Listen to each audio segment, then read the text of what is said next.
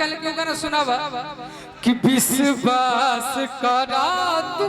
मैया उहे पार लगई है नैया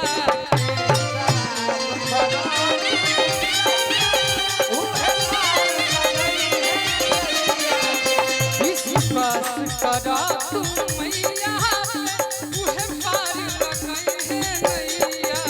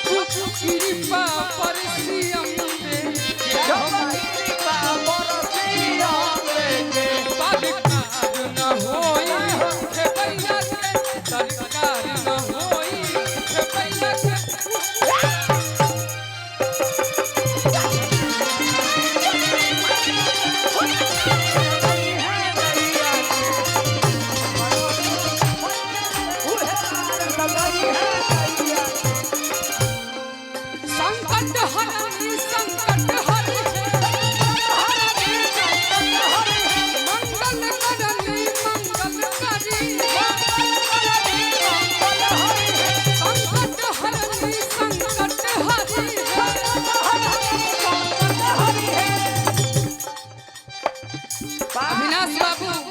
ससुराल हर उनके तरफ से बाका ये हमके दे दिए हमरा भी याद हो गई जाए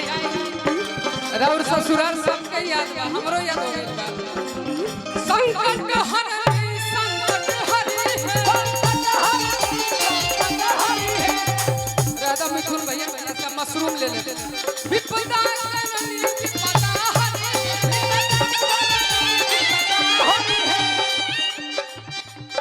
प्रमोद भैया की तरफ से बहुत हारी है